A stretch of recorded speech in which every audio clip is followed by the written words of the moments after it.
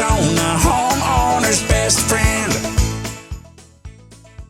We talked about, getting the soil cultivated, but, one of the things that you talk about, Farmer Greg, is letting the weeds arrive. One of the things that when you build it, they will come. Insects, birds, animals, but the weeds too. And you're not necessarily against the weeds unless it's Bermuda.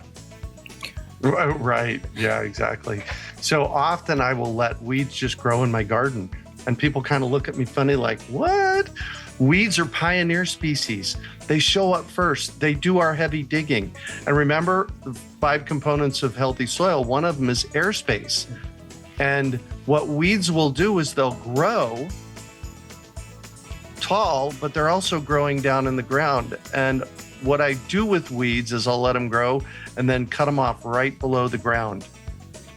And this is particularly good with mallow. And where you let mallow grow to be about 4 feet tall, cut it off.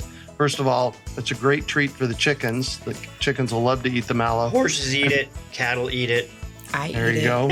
Oh, Nika eats it. I eat it. Nika, there you go. And then that root lands in the ground. You just killed the plant. It rots in the ground and it makes pathways for water and air to be able to get into the soil. So it's really an effective way to grow healthy soil in your garden. Rosie on the house, every Arizona homeowner's best friend.